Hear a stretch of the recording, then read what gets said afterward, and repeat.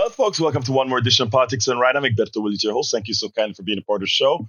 We are going to have a great show for you today. Sorry for the voice. I'm still recovering from that cold that I got when I went and gave that speech at the CPUSA. Well, guess what? I am feeling a bit better now. I'm starting the slow incline, but still using this, folks. Still using this. Still had some aches and pains this morning. I went without it last night, and I decided to make my work a little bit easier to wimp out and take the thing against the pains. All right. Welcome aboard AVQ from Brooklyn, New York. Thank you so kind for being here.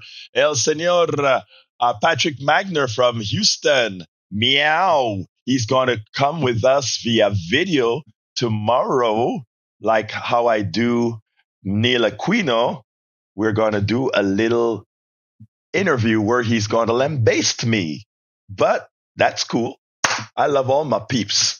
Michael Rudnin says, Egberto, short for the screen. Would appreciate Delane posting this until several conservatives show up in the chat. The topic was addressed yesterday by the conservatives in our chat, but I didn't realize the disinformation source. All right, I'll remind me if you don't see me do it when you're ready for me to put it out. All right. Joe from Los Angeles, California, welcome aboard. My beautiful Yvette Avery Hera from Atlanta, Georgia, welcome aboard. Let's see. Akash Raj says, you won't see this in the outline, but I caught it live. Well, I'm not going to click on a link unless you tell me something about who you are, what you are, etc. I don't know if you're just coming to spam our feed or not. Lee Grant from Montgomery County. How you doing? Lisa Blair from Atlanta, Georgia. Thank you for being here. AZ Eric from Kingwood, Atascocita. And of course, Bruce Pollard says, Ivy here. Lee the Veercat from Austin, Texas is in there. Anyway. We also have Jerry Stout says, good afternoon. Hi, Jerry. How you doing, my brother? Lynette is in the house. Letters from Rural America. I want to know what you're about. Letters from Rural America. Is that what I think it is? If it is what I think it is, why don't you give us a call at 28? Let me put that number in there because I really want to start get into rural America. And if you have a project that you're doing there, I'd like to, we should be enhancing your project. If that's what I think, if you're doing what I think you're doing, let's see, call in number. Here it is. So whoever is Letters from Rural America, I kind of want to know what you're all about. I really want to know what that's all about because that is part of the mission that we are looking at, brother or sister. Anyway, Linda, welcome aboard. Jerry Stout, Claudia Carol, Memester. We also have Neil at Northfleet. Mrs. Ed 25, welcome aboard. We also have Angie Decadence. I love that name, Angie. You always mess with me by coming in with that name. Lynette says, Mrs. Ed 25, I still hear the theme of that 80s show, Dallas. I hear you, girl. I hear you. All right. So again, I'm calling out to Letters from Rural America. If you are doing something about exposing or the pains that are occurring in rural America, I would love to hear from you. In fact, I'd like to repost some of what you do. If what you do is what I think you do, give me a call. That is 281-823-7747. One more time, 281-823-7747. That is how we collaborate to make sure and get things done, brother or sister. That is how we collaborate. Anyway, did I miss anybody? Julie, welcome aboard. Who else? All right, let's get started. Iolette Elaine Ambrose. I like that name. Iolette Elaine Ambrose. Interesting name. Paul Fleming from Powder Springs, Georgia. Thank you for being here. And of course, our resident E2247 who keeps us up to speed on Israel and the massacre or genocide in Gaza. Mike Cisak from Missouri. Welcome aboard. All right, let me go with Mr. Rudnin's piece. I can go ahead and pull that up. Let's see what it is. All right, let's go ahead and get Rudnin's piece going. I like this guy, by the way. He's a TikToker that actually got called up on MSNBC. I think it was CNN recently. But anyhow, let's play Mr. Rudnin's piece. I like this guy. this guy is very young, but this guy is also very smart. Check it out. Let's see. Here we go. All right. Today, he tried to tell a lie about the New York City ballot, and he called it a quote-unquote. All right, Elon Musk just got bodied on his own website. Today, he tried to tell a lie about the New York City ballot, and he called it a quote-unquote scam. Elon Musk says the New York City ballot form is a scam. Number 1, no ID is required. Number 2, other mayoral candidates appear twice. Cuomo's name is last in bottom right. How could this be? This must be some scam, as Elon Musk points out. No, Elon Musk, you are an idiot who is trying to influence elections by using the platform that you bought. This is a foreign actor. This is somebody who moved here, who immigrated here illegally, by the way. I just think that's ironic. He moved here illegally and then went through the proper processes. Adam Cochran debunks it and says Elon Musk is the dumbest smart person ever. Number 1, your ID is not required because your information is checked against the voter roll. And by the way, the voter roll is incredibly secure. Number 2, candidates appear on the ballot for each eligible party that endorses them. For Mamdani, this was the Dems and the Working Families Party. Meanwhile, Cuomo is last in the bottom right because he had to make a brand new party to run as no one wanted to endorse him. None of this impacts voting.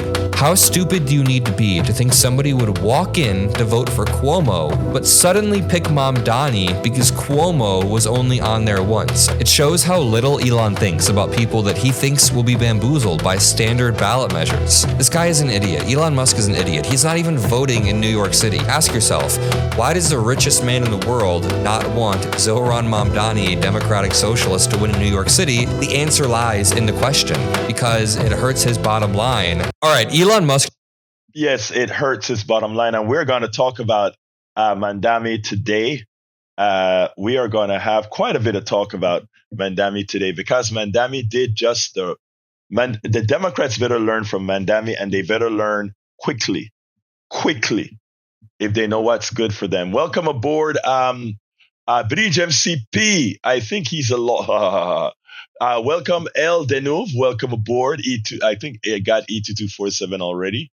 And is there anybody else? I don't think there's anybody else. But thank you for that, Senor Radnin. All right. Look, today was a great day. As you guys know, I told you guys about having our big Panamanian bash on Saturday.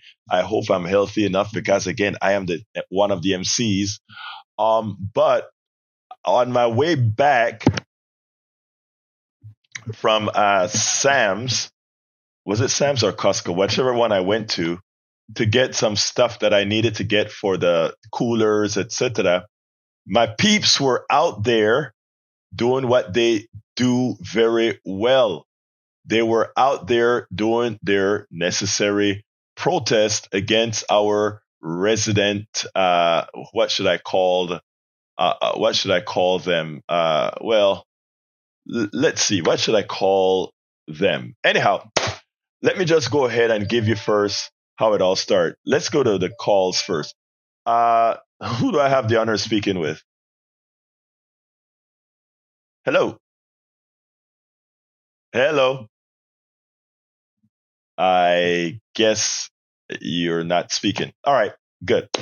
Well, let's go ahead and get started. So I did a few short videos with the protesters out there today because I think the more we can get to let America know that in every single corner of this country, women and men, old and young, are going out there and reclaiming their democracy, I think it is important for us to do.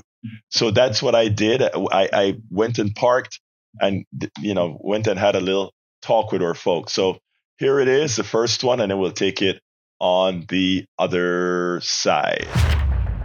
Cindy, give me your update. My update is it's rowdy out here. We had a wreck.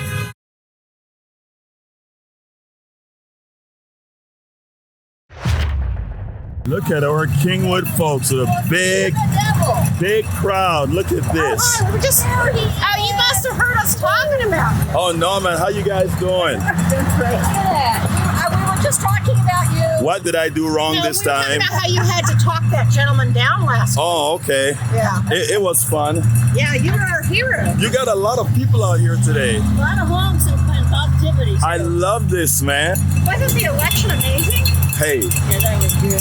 Yeah, let me tell you. A lot of energy. Just love what AOC said about people need to get the assignment just to fight fascism. Exactly. I was passing by. I'm just coming back down. I'm like, let me stop here. You guys like, wow. A lot of people. Did Cindy show up? I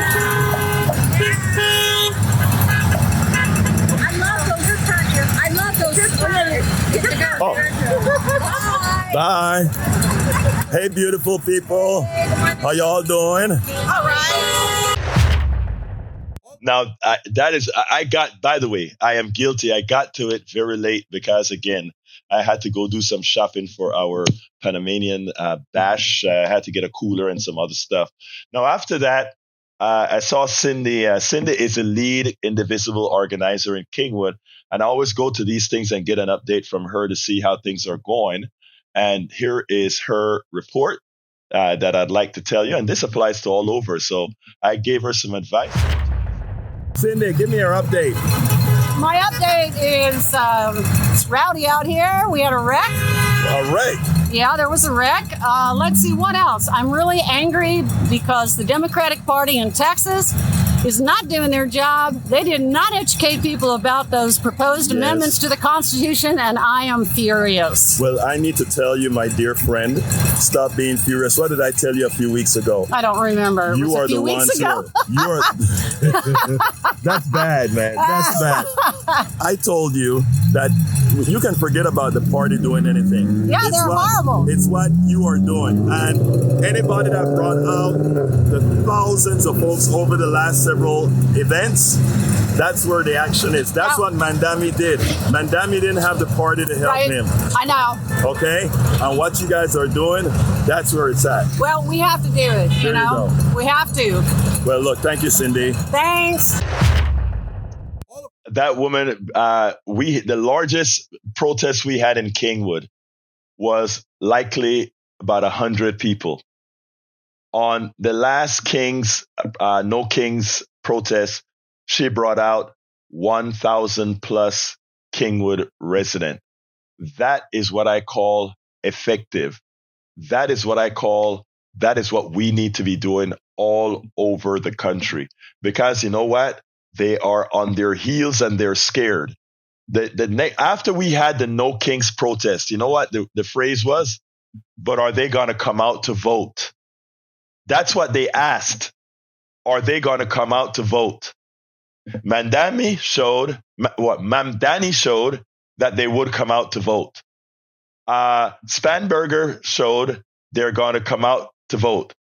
Mikey showed they're going to come out to vote. Prop 50 showed they're going to come out to vote. The two conservative seats lost in Georgia said they're going to come out to vote. The loss of the supermajority in Mississippi says they're going to come out to vote. And we can go on and on and on where the country simply moved away from Donald Trump, completely moved away from Donald Trump. These victories weren't squeakers. These victories were all landslides. Mamdani, they placed billions of dollars against Mamdani. And still, they could not beat the man.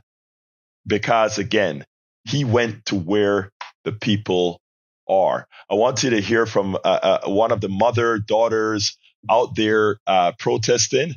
It was so important. I want you guys to listen to this, and then we'll take it on the other side. I've never spoken to you before. Oh, I'm her mom. Yeah, that's my mom. That's your mommy. Yeah. Well, I got to talk to your mommy. Hey, Mom, tell me a little bit about why you come out here every Thursday to do this stuff. Why? I seen this corruption coming a long time ago because I work in corrections, and the same corruption there is what I saw coming here. So 2 years before it came, I already told everybody that I knew this was what was going to happen. I said Trump's coming back with a vengeance. I told them what was going to happen. Every single damn thing. And I didn't ring that big stupid ass bill or whatever. But I knew exactly what it was going to do, play for play, because that's how it works. And what we used to call this the free world is no longer the free world. My work world and my outside world is the same shit.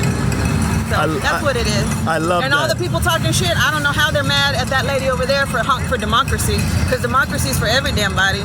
But they just mad because she's wanting democracy for everybody, and that's why they're mad. Now I see. And they over here flipping people off. Unless they do something worse than Supermax facility inmates, it don't bother us. It don't bother us. You know what? I see where she comes from. I see where you come from. You guys are my If they want heroes. to come for me, they can come for me. You know- because I've been waiting for 2 years. There you go. Well, let me tell you something, lady. Thank you for being here. But they want to take me out, but I best believe if they need help, I will save their life. There you go. I love your mother. I love your mother. Oh yeah, it was fun speaking to her even after that. Privatization of the prison started in Texas, didn't it? It wouldn't surprise me at all. I mean, that's how we started with many of our toll roads being sold off to many foreign companies.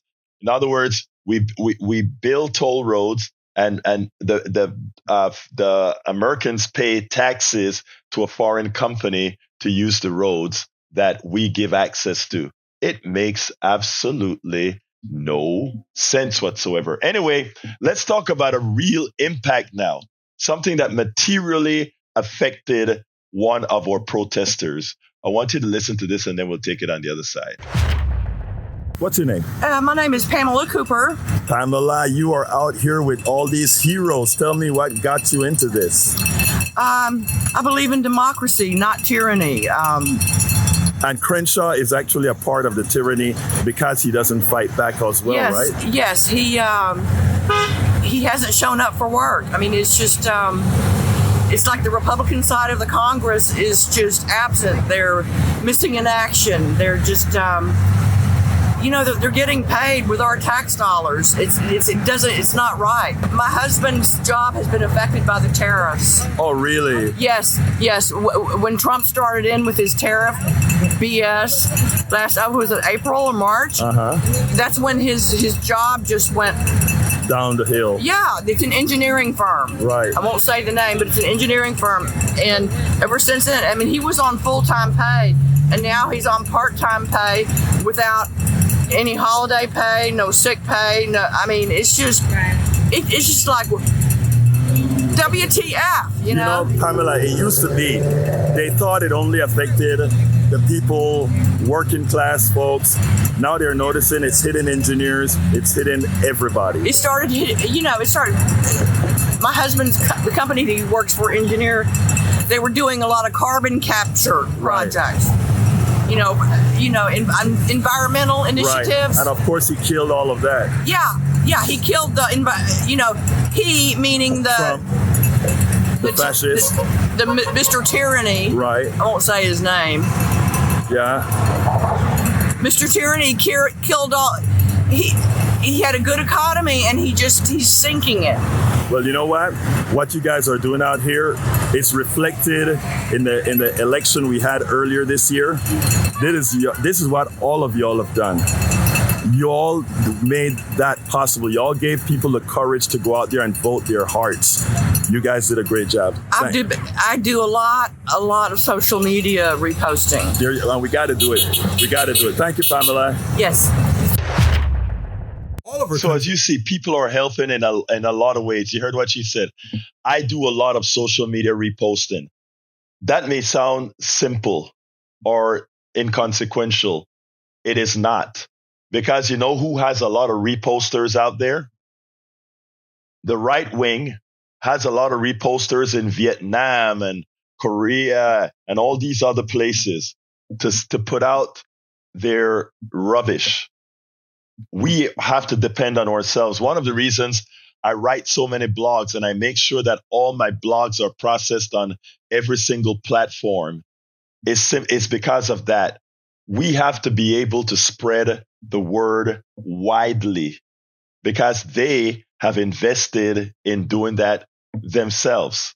The good thing about it is our stuff, when you go one level of indirection to investigate, navigates to truth. One level of indirection for their stuff navigates to lies. So what am I saying? If you take up one of my posts, you can check one level and you can figure out, oh my God, what he's saying is true, and you can get additional information. But you pick up crap off from the right wing, it is so easy. In fact, you'll hear Rudnin and all these others speak about it a lot. It is so easy to do a quick Google search and figure out what they're talking about is crap, lies, misinformation right away. Now, but there's so much of that. And also their followers, their most hearted followers, they're not looking for truth. They're looking for somebody they can say, well, I read that here. They're not looking for corroboration. They just want to go ahead and get something that justifies some one of the evils that they do. And that is what that is the fight that we are up against. Let's see, Ralph Carabetta says that the GOP press conference today blamed the Democrats for everything and slammed Mamdani as a communist who will destroy New York and America. Well, they can keep saying that. Let's see what they say when things start going well for the people that he supports. Let's see what happens then. Anyway, let's since we're talking about Mamdani, let's go ahead and talk about how Mamdani, in fact, listen to what Anand Hidadas had to say about our brother. Check this out, and then we'll take it on the other side. Come on, Anand. Anand Hidadas nails it on why Zoran Mamdani was successful. It has to do with consistency. It has to do with meeting people where they are. It has to do with originality. And you know what? The most important part about it, being genuine, not running away from your values, not running away from what it is to be a true progressive, something that Democrats continue to do and still continue to do. It's the reason why it took Hakeem Jeffries so long to endorse him, and he likely only endorsed him because he's likely to get a primary challenge from somebody who's already endorsed Mamdani, and Mamdani won his district. And Chuck Schumer never even bothered to endorse him. Again, normally they say if whoever makes it out of the primary, you vote for that person because, again, they paid the dues and made it out of the primaries, but somehow it didn't apply to Mamdani. But you know what? Those who refuse to see the light will pay. Check this out, then we'll take it on the other side. Anand, you've been covering Zoran Mamdani from day one when he first came on the scene. And last night, his win, obviously resounding, but the amount of young people who stepped up and voted for him, what does his win tell you? So an incredible statistic. So you've seen on the screen, he won about 1 million votes. Yeah. Here's a number that's more striking than that. He had 100,000 volunteers. So about 1 out of 10 people who voted for him also volunteered for him. I'm not sure how many precedents that has in American that gives me political chills. history. Yeah. I mean, I walk around my neighborhood and other neighborhoods in Brooklyn all the time. Like, you couldn't not see people canvassing. I don't think I ever saw in the last many months a canvasser for any other campaign. So That's amazing. That does matter. Everybody always talks about big money in politics. I always said, I want a guy that gives me $25. Yeah. I want a woman who gives me $25 because they're a lot more invested in this campaign than somebody that gives me $1,000. It's the same thing with volunteers. If you get them to the phone banks, if you get them knocking on doors, like, you're on your way. How did he do it? What was step one? I mean, I think several things. And people put a label of democratic socialist or a label of this and that. What he really did was actually center quality of life and affording things which is as universal, as not niche a thing as you can focus on. And almost to the exclusion of talking about anything else. Like you ask him about the sports game and he's like, let's talk about how much things cost. Right. So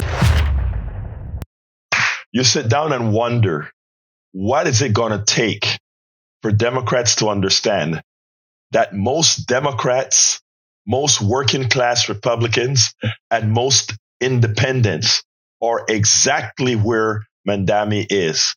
Remove the labels, provide the policies, and you find that that is what America wants. Senator from Massachusetts has been talking about that. Elizabeth Warren from Massachusetts has been talking about this for a long time. I remember going to a Netroot conference and taping her speech when she came out and said this wholeheartedly. America is where progressives are. It's just a matter of the plutocracy putting stumble blocks in between, whether they be racial or ethnic. They do all these things to split people up so that they don't look at their core values. But the core values of the American people are where progressives are. And that is what people have to realize. Progressives are where Americans are. Progressives are where Americans are. Don't let anybody fool you. Talk the policies and ask people. I've sat down in Starbucks and talked with people from all over, from the reddest red. And they'll be, oh, that would be cool. Yeah. Don't be fooled. Because the reality is conservatism is defined by austerity and evil. When you restrict what someone needs to live, that's the instantiation of evil, isn't it? So if that is what your policies contend, while you have no problem just letting the money flow upward, then I think by definition you're evil. I don't think we need to argue about that. Conservatives who support these policies, knowingly or unknowingly, they're effecting an evil act. They are evil. Now you can change that by choosing better. And there are certain things that are gray area, but there are certain things that are absolute. And causing the death of one is absolute. Last video, this one is a bit more sensitive. I want you to listen to this one in the right context, because what this panelist had to say was striking, and you can see that it caught Katie Tur a little bit off guard. But I know Katie Tur understood exactly what she was talking about. Check this out. What Mamdani did was to address the core of what affects everybody that's struggling right now. And believe me, there are over 60% of Americans that are struggling, that are concerned about their economic well-being. And so it was interesting the way this panelist addressed Katie Tur when Katie Tur tried to imply some issues with Mamdani and the white working class. The truth of the matter is Mamdani is doing fine among every part of the working class. And one of the reasons why is he's not trying to segment or somehow at the expense of all the other working class put a preference to the things that many in that other set is looking for. I want you to listen to this. It's a very, very important and poignant statement coming out of the panelists, but it's something that many need to hear. Check this out. We'll take it on the other side. One of the reasons I brought up the exit polling on Mamdani's, I guess, more working class support, white voters without a college degree, voters who make under $30,000 a year, moderates, and independents, because I wonder if the Democratic Party sees Mamdani, who is really a genuinely singular figure in the party right now. He is enthusiastic. He inspires in a way that nobody has been able to do so. in a long time since really Barack Obama. Bernie Sanders, you could argue, but broadly. I wonder if they look at Mamdani's success here and say, we need to run an AOC, or we need to run somebody like Bernie Sanders in 2028, or do they look at those breakouts in the polling and question whether that's a good idea nationally? Right. Well, I think we get caught up in semantics of the label of Democratic Socialist. Yeah. What he is promising is what Democrats used to promise when they were more like Democrats as opposed to weak-leaning Republicans. And so the Democratic Party keeps chasing these sort of white working class voters that left with Jimmy Carter, and they haven't come back, but they're obsessed with getting them back. Did they leave with Jimmy Carter? I mean, Bill Clinton won quite a few of them. There are only 2 times, let's say, white women voted for the Democratic presidential nominee since we started collecting data in 1952. In 1964 with LBJ, 1996 was Bill Clinton. Every other time, white women voted with white men for the Republican Party. Like, that's just what the data says. So we keep chasing these sort of white voters. But what Mamdani showed, he's like, well, they're there and let's not ignore them. However, have we asked South Asians? Have we asked East Asians? Completely underpolled. Have we talked to Latinos and the diverse group of Black Americans? I wrote a book called Black Ethnics. Have we talked to Africans and Caribbeans and Black Americans? Have we looked at the over 1 million Muslims who are in New York City and growing throughout our country? So there is this beauty of immigration and like the fabric of the nation that extends well beyond just New York. And there are a lot of communities that I think other candidates can look to as opposed to chasing working class. All right. I want to talk about this more, but I've run out of time. So yeah, Christina Greer nailed it. The truth of the matter is, if you want success, economic success, populist success, success in attracting absolutely all possible demographics. And again, I think the idea, it's sad that we still have to look at things many times demographically, racially, etc. But, well, when you have a plutocracy that has to racialize a society to survive, you have to develop techniques to beat it. And guess what? Mamdani did that. I know everybody looks at the elections in Virginia and New Jersey, Spanberger and the other woman. But let me tell you, the real election to see how you address and reach people was how Mamdani did it. That is a template the Democratic Party better hold on to, and they better hold on to quickly, because the policies that Mamdani stands for are the policies people not only in New York want. And if then everybody deem that democratic socialist policies, and the people start to acknowledge, wait a minute, we like what Mamdani is saying. If that's what you want to call it, yeah, that's what we want.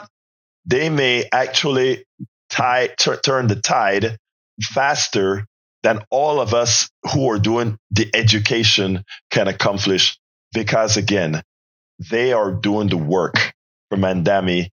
Exactly so. And that is where we have to get. Well, folks, hey, John Carter, how you doing, my brother? Are you here in Texas or in a foreign land, or you're in some other city? I'm curious. John flies the big birds, guy. He flies the big birds around the country and sometimes around the world. Anyway, those are all the videos that I have for today. I have a few monologues that I wanted to talk about today. Also, thank you for bringing that up, Carter. That is a good one. We turned Cy-Fair from a 6-1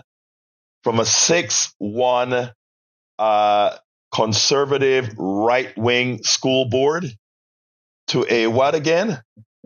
To a progressive 4-3 board. We turned it. And I don't know if you remember, we had, I think her name is Ruth Ashter. We had Ruth on our show on KPFT, where she called in to kind of give marching orders to folks on what they needed to do. I can't remember her last. Ruth Kravitz. Ruth Kravitz was instrumental in working the boards, not only the Cy-Fair board, but also the Houston Independent School District Board. And you know what? It just shows all of you that are listening, organizing work. We had just dropped off from organizing. From the time Obama got elected, we kind of just let things slide. And Obama started it by getting rid of Obama for America, right? By not supporting that movement. And that was caused by the plutocracy, of course, because they were scared of how powerful Obama for America was. And then later on, when he had to get reelected, they reconstituted into what it was, OFA, which was it, Organizing for America or something like that. Again, the Democratic Party always seem to fear the progressive wing, even though progressives is where the country is on issues. They always fear it. And what I hope Mamdani is going to show, and not only him, but I hope all those that are going to copy him in primaries. And folks, let me just tell you, primary all these damn incumbents, primary any incumbent that gives an ear to neoliberalism, primary them, because America wants a change. America needs a change. All right, let's see what else have we got here. Para ver. Oh, by the way, guys, I'm done with my videos. I'm done pretty early today. I guess but the monologue that I wanted to talk about was democratic socialism. Americans seem to fear that word socialism. You know who doesn't fear the word socialism? The plutocracy. And the reason why the people who benefit from socialism in this country are the plutocrats, the oligarchs. The government spends all their money in subsidies for the wealthy, in buybacks for the agri companies, in buybacks for the oil companies, in benefits for all kinds of things the government actually goes into. Now, that is what we call neoliberal policies. Neoliberal policies are the policies that depend on a capitalist. They call it a free market. It's not a free market. So I call it a capitalist, exploitative, parasitic market. And let's give a good example, right? You go to work every day, Lynette, I assume, or maybe you're already retired. You go to work and you make a product for your company. Your company sells that product. They make a deal with you where they may pay you, let's say, $20 an hour. All right? They pay $20 an hour. But let's say the equivalency of that product makes on, let's say, $50, what would be equivalent to $50 an hour because of how profitable that product is. That spoiled, the rest of that money is called your excess labor. In other words, that is earnings that company got based on your labor that they didn't pay for. They keep it. All right. So let's get simple here. Let's say I make, let's see beforehand. Egberto, is everyone talking about SNAP, which is huge, but not talking about HEAP, which I get. It is federally funded. HEAP will not get funded till the government opens. I think you're talking about the HEAP. Is that correct, Vrij? Let me see what we're talking about here. It still take months, maybe. Let me see what we're talking about. Because I'm not, that's what I thought it was. Okay, I'll talk about it in a little bit. So when we talk about the excess labor, what happens then is, you don't, they make a big profit off of yourself. And at the end of the period, all that money goes to the shareholder. That money goes to the executive in profits, etc. That is parasitic behavior. It doesn't come back to you as saying, let's give you a bonus for having done so well. And that is what capitalism is based on. Now, in Spain, or I think it's Spain or Portugal, they've tried different techniques to recover that. Madrigon is a company that's a collective that takes care of the people they profit from however the company profit. So that is the kind of stuff we're talking about. Social democracy, what it does is it says the following. We bifurcate our economy. We don't treat capitalism as the ideology that it is today. We go ahead and use capitalism as a tool. All of those who want to fall under that domain, who want to have a parasitic system, they can have it. It's a free country. A free country says, if you want capitalist behavior, you can have it. For those of us who are more humane, we may say what we want is we want to make sure that people are cared for, etc. So our underlying policy is a social democracy that takes care of healthcare, takes care of transportation, takes care of energy, something we're going to talk about with what Bridge MCP just brought up, which is HEAP. So we'll talk about that in a minute. Those are the things that we need to speak about. Let me go to Bridge MCP's piece here because it touches. It says the government shutdown is delaying an assistance program families use to heat homes. All right. It says, as millions of Americans face a gap in food assistance due to federal government shutdown, some families also worry about how they'll pay their winter heating bills. For those of us who live in Texas and other southern states, we don't understand how cold it gets in northern New York or Massachusetts, etc., where these people use oil or natural gas for their heaters. Otherwise, their homes freeze. And I'm not talking about the kind of freeze you get here in Texas. I'm talking about below zero type freezes, right?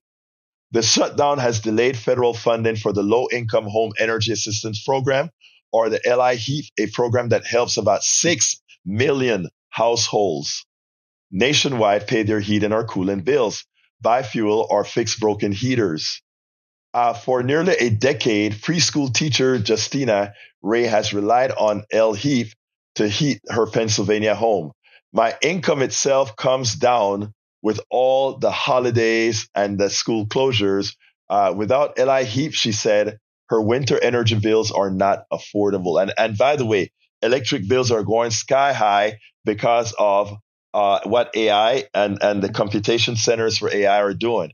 And instead of the AI companies bearing the responsibility for that capital investment for these plants, they're putting it on the backs of the American people to build these plants, henceforth the high electric bills that you're seeing. Yes, Bridge is absolutely correct. We also need to talk about HEAP, the program that helps our folks who need assistance with their heat. I mean, whether you have food or not, if you're freezing, you can't eat it anyway. You can't cook it anyway, right? So let's be clear on that. So thank you for bringing that up, Bridge MCP. Anybody wants to call in, please feel free to call us at, let me put the number in there again. Call in at, let's see, 281-823-7747. I think that's it, 281-823-7747. If you want to add anything to the discussion, please go ahead and call in now. I finished a bit early today. Maybe I didn't speak as much because I'm damn sick. All right. Anyway, I think I saw something silly by CSAC about socialism that I want to probably read. Let me see, what did he say? Socialism could have their own commune. They could group up with their own and share their own resources. But for some reason, socialists keep forcing us. No, you're wrong. You're absolutely wrong. We are inhibited from doing the things that, and don't call it social democracies want to do. We want to be able to have public options in healthcare. We want to be able to disassociate ourselves from private health insurance. We want to do that. Private health insurance and many other programs prevent that from occurring. We want to do certain things like generate our own energy. Do you know that certain states prevent you from doing that if you don't get a license to be on the grid? You actually, Mr. CSAC, as usual, know little of what you're speaking about, my dear brother. All right.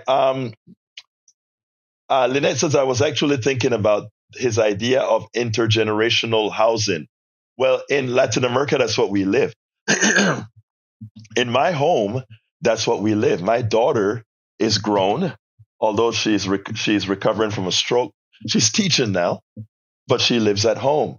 This is an intergenerational household. And like I told her, why would you want to go ahead and rent from these parasites, right?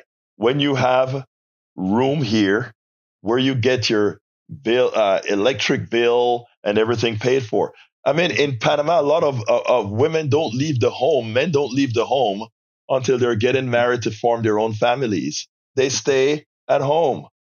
You know, it's equitable, it's economic, and it makes sense. This rugged individualism preached in the United States isn't for you. The rugged individualism isn't for you. It is for you to have to spend more money with the oligarchs. You see, if you're a rugged individualist, you have to go out and get your own apartment. If you go out and get your own apartment or home, you also have to buy a washer, a dryer, furniture, all that kind of stuff you have to go out and buy, right? So here it is. You left your house just to be a rugged individual and populate these people. No, stay home. You know, it's not a thing that people in the United States talk a lot about, but it's something that we live in Latin America and the Caribbean. We stay our asses home. And you know what? It works much better. I can't tell you how, if my daughter or when my daughter decides that she's going to move in with somebody or whatever, that would be different, right? But right now, what's the point? She's at home. And this is as much my home as her home. And she has as much freedom in this house as I have in this house. And you know what? It makes things more efficient. Brother Denson, what's going on, my brother? Well, first of all, I'm praying that you'll get over this cold soon. And I know you'll take the Mucinex that I prescribed to you some months back, and you'll do hot toddies, cough syrup. You'll do. I will, Harry. I will. I promise you I will. And look, thank you for calling, Harry. But the other thing I wanted to caller, Harry, let me bump you. Hold on, Harry. I just want to get Breach in because she hasn't called in a while, and I'm okay. I'll listen. Yeah. Okay. I'll have more to say. Stay on. Come on in, Breach. Yeah. Hey, how you doing, Egberto? I'm doing fine, beautiful.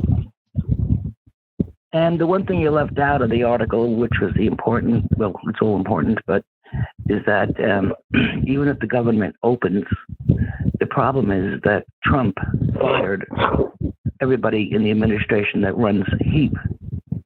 So it's going to take him a long time to get people to give the money out because there's nobody there. Those evil He fired bastards. The entire department. I didn't know that. How sick is that? That was sick. Part of the article. It is. It is. And I get propane. So they won't give you partial fills. Some do, but my company doesn't. They have to give you a full fill. It doesn't make any mathematical sense to me as to why, but they must give you a full fill. So for me to get a full fill is over maybe $550. Wow. That's a lot of money for someone who's living on Social Security. I can't afford it. When I found that I was, approved for HEAP, I was like, fine. I'm approved for SNAP, but I didn't take it because I can take care of myself that way, and I think other people need it more. But it's really hard to understand why people are not talking about this as well. I mean, SNAP is important. Do not get me wrong.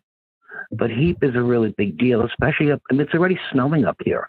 Yeah. It's cold. And we had 60-mile-an-hour winds yesterday with rain and snow, and we lost power. It's very hard to lose power and be on an electric recliner. Let me tell you how I got off.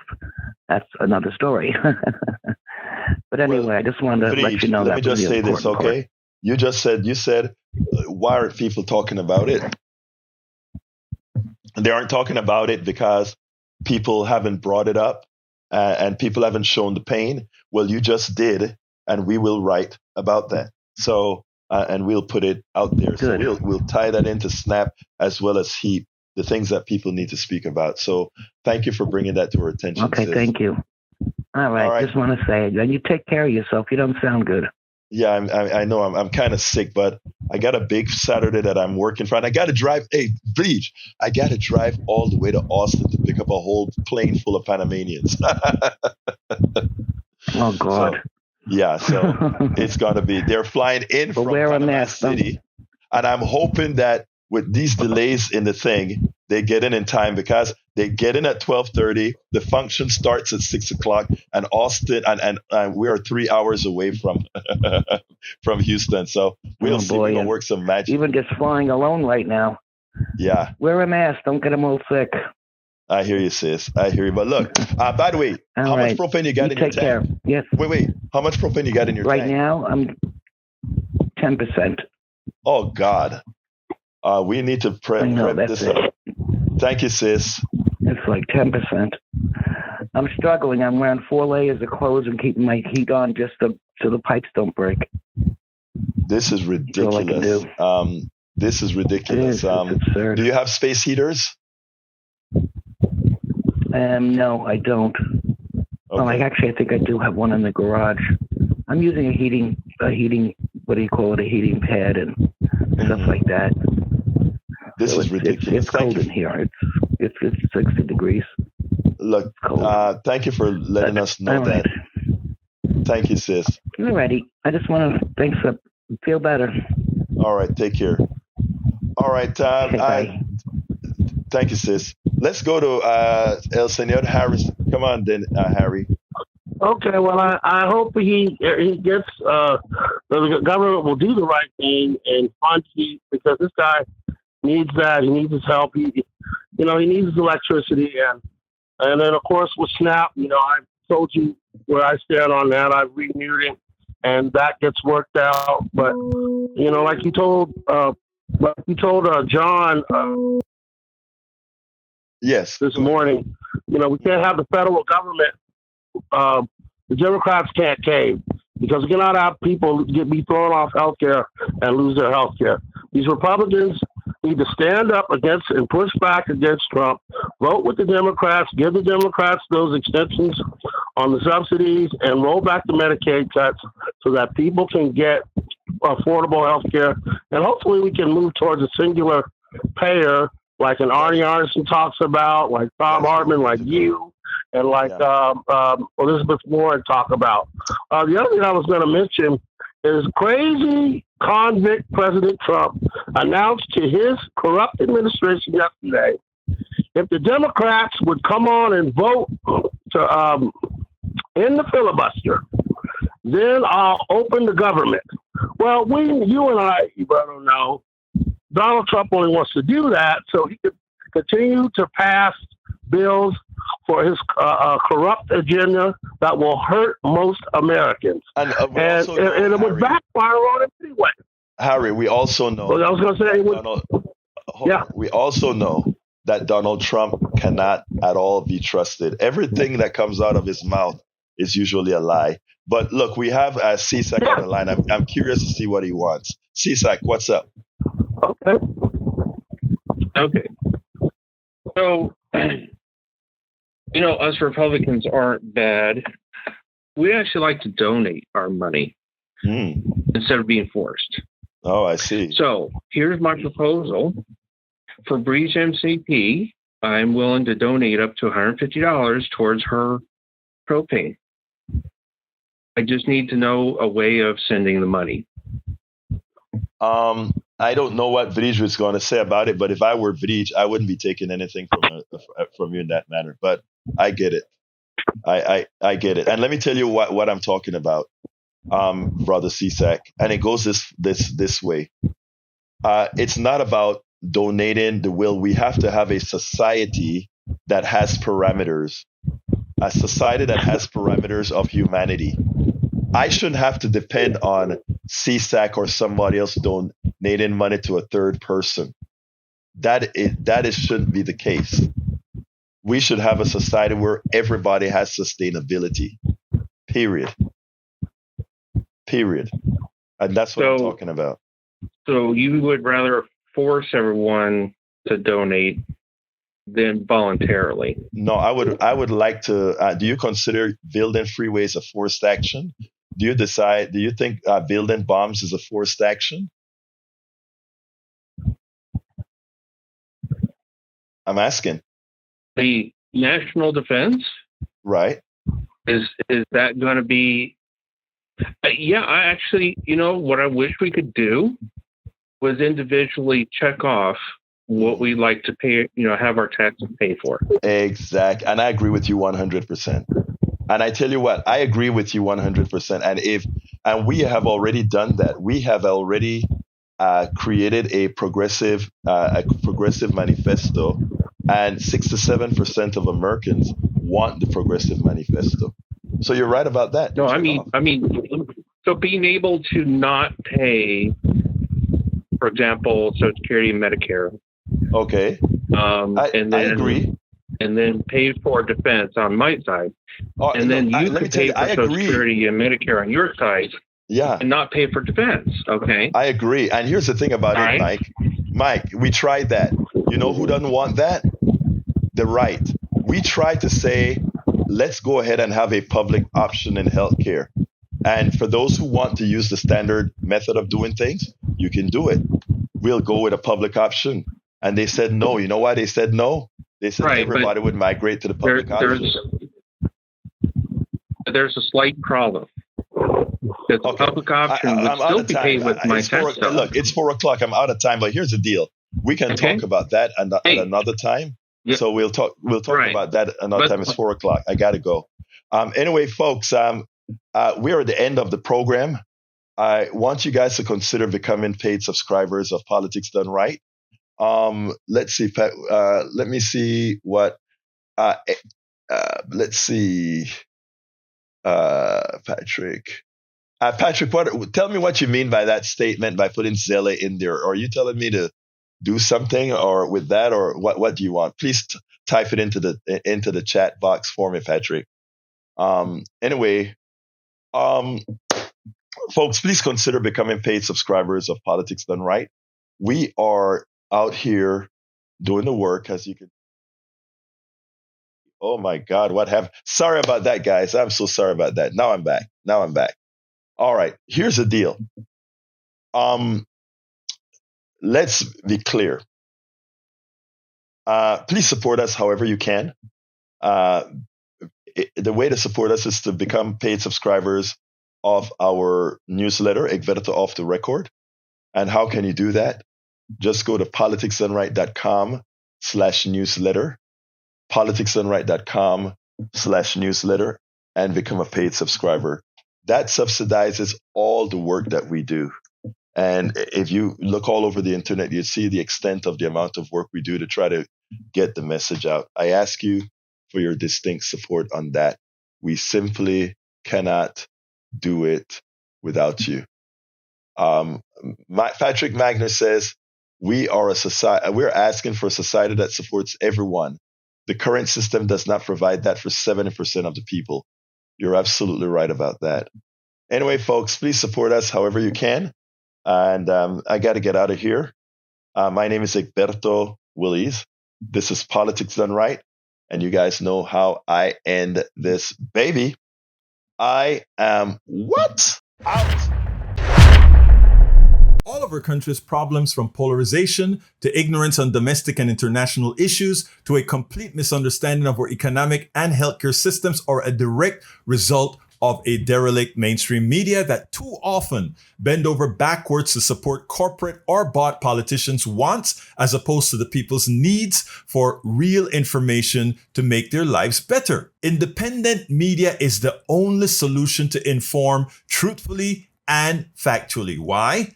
Because our loyalties are to you, the ones who fund us with small dollar contributions and subscriptions.